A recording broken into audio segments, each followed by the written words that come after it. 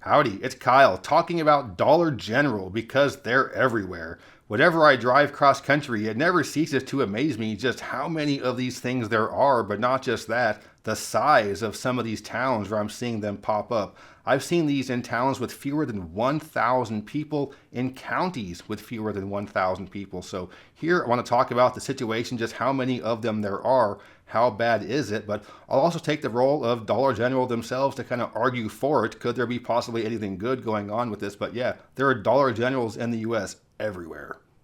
I'm sure most of you are familiar because they're everywhere, but Dollar Generals are a discount store, kind of like a Walmart or a Target, but much smaller. It still is pretty good size, about the size of a smaller grocery store.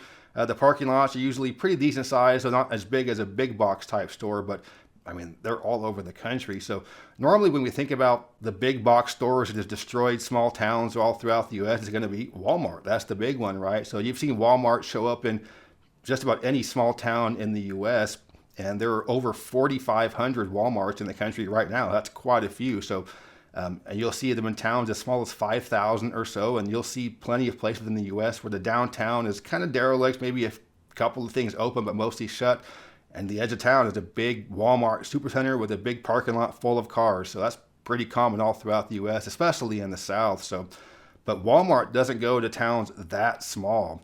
And you think about Target, Target usually gets a little bit, the lesser of two evils with Walmart. I think it's often because they're not in the tiniest of towns. There's not going to be any town in the US that has a Target but not a Walmart, at least based on size. I don't think Targets are anything less than maybe 25,000 or so. Walmarts are going to be much smaller towns, but there are about 2,000 Targets. So, okay, 4,500 Walmarts, 2,000 Targets. How many Dollar Generals do you think there are? There are 21,000 Dollar Generals in the US. They opened at 575 in 2025. They're going to open up over 400 in 2026. A couple of basics about the company. They're headquartered in the suburbs of Nashville. They have an annual revenue of about $40 billion and about 170,000 employees, which is a lot. But you think about 21,000 stores, it's only an average of maybe 8 employees per store, maybe a few thousand in distribution centers and at the corporate headquarters. But I mean, 8 employees per store isn't that many. It's open 7 days a week, many long hours. So yeah, so it's a big company, ton of revenue, ton of stores, although really not that many employees based on how big the company is. It's not just that they have 21,000, it's also that there are only 260 in California. So 13% of the population only has 260 of the 21,000. So they're very heavily distributed in the eastern half of the US. And of course, with those 21,000, most are going to be located in cities and suburbs and larger population centers. But I want to focus on the ones located in towns that are too small to even have a Walmart, especially some of these towns with less than 1,000 people. So in these towns, one of 4 things has to be going on. 1, Dollar General is indiscriminately going into some of these small towns, regardless of what is there already with a mom and pop kind of grocer and just setting up shop there. Or 2, they're going to some of these towns that have a mom and pop and saying, we'll buy you out. We'll turn your store into a Dollar General. We'll make you the manager. You'll get paid more than you get paid as the owner of your place. You can tie into our distribution system, that kind of thing. Or 3, they're going to towns that are so small, there's not even a mom and pop store there. So maybe Dollar General is better than nothing. Or 4, they're going to places that have literal actual room for genuine healthy competition. So it has to be one of those 4 things. So let's discuss a couple of towns specifically, then kind of go over some of those 4 things in general as to what's going on in some of these small towns. I'm going to start by talking about Parshall, North Dakota. This is a town with 890 people and a population decline. It's just a small town out there on its own. There is a grocer and a convenience store in town already. There is like a little tiny main street.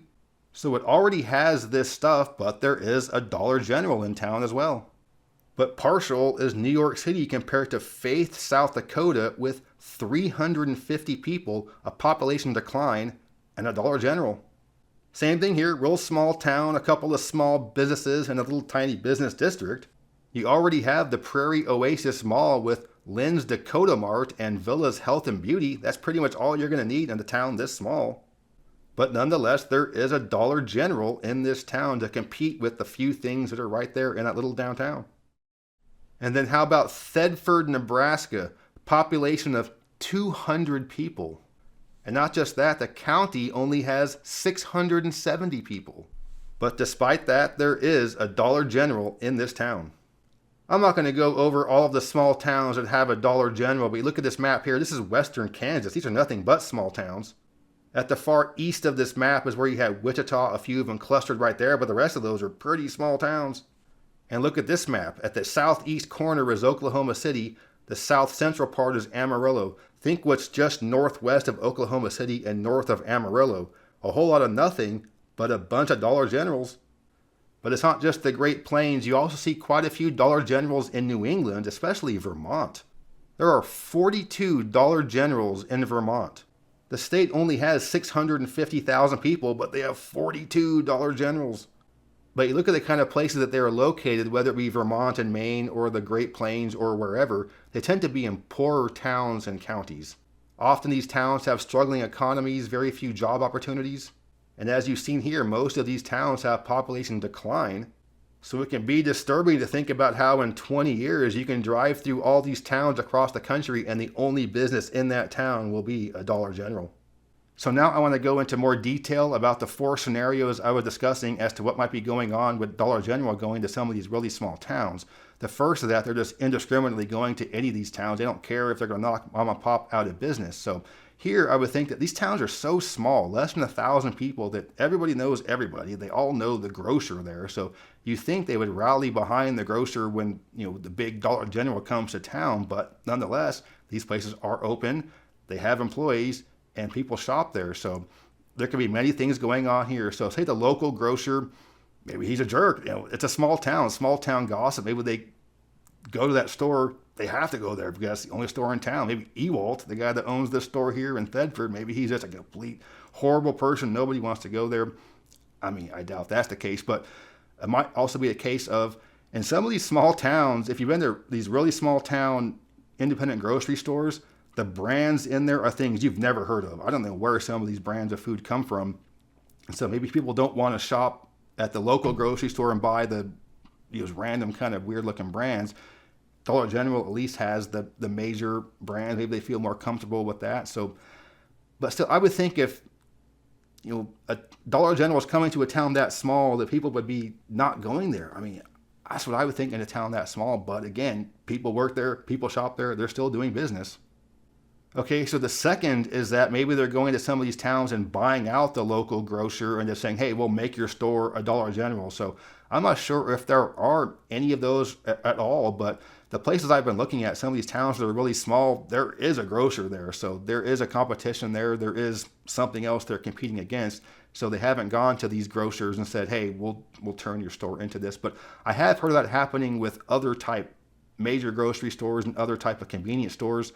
So I'm not sure they're doing that, but that could be a scenario. But that definitely isn't their only thing, because there are still plenty of places that are operating, competing with Dollar General in these towns are going to. The third is maybe they're going to towns that don't have anything. So maybe Dollar General is better than nothing. But what I've shown here is no matter how small these towns are, there's always something. No matter what population there is, the most basic thing you need is a grocer or a general store. So I would think most pop centers with at least a few hundred people have a general store.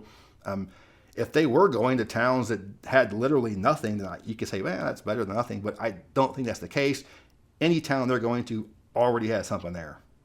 And the fourth is maybe they're going to towns that they feel there legitimately is room for healthy competition. I mean, are these towns small enough to support Ewald's Grocer and also Dollar General? I don't know. Can the big company undercut the other one? They have the big distribution center, just the economy of scale. Are these local grocers being priced out? As of now, these are still open. But the Dollar Generals have only been there for a short period of time. How much longer can some of these small stores hold on? I don't know. So now I'm going to play the role of the Dollar General PR person and make my case as to why my store coming to your town is a good thing. And the first is what I was mentioning before, how some of these small stores are fine and all, but with the economy of scale and the way the distribution works, they're selling really weird off brands that maybe you're not comfortable with buying. Some of these bigger companies, maybe the brands you trust more, we're selling the stuff you've heard of. They're selling stuff that are just really weird off brands. Secondly, just again with the economy of scale, the cost of things going up, the local grocer is being priced out anyway. Maybe they've had to raise the prices so much for the local people that Dollar General coming to town is a blessing, because we can sell stuff for a lot less. So you're able to buy groceries, brands you've heard of, for lower price because we have the economy of scale. That big warehouse over there in Wichita bringing stuff to you much fresher. And also, most of these towns are declining in population. So the mom and pop that run the grocery store, their kids have moved to Wichita and Omaha to take city jobs. Who's going to run the grocery store when they move on? Well, they're going to need something. Dollar General's here to the rescue. And also, with a declining population, you have fewer job opportunities, and Dollar General does offer jobs. So although I do think there are some genuine points with the Dollar General point of view, I mean, who is going to take over these mom and pop stores when they pass on? But they haven't passed on yet, and they've already shown up in some of these towns. And yes, their kids probably have moved to Wichita and Omaha, but somebody might want to run that store. It doesn't have to be the big ugly yellow sign. I think that's part of the problem, is just it's become so samey.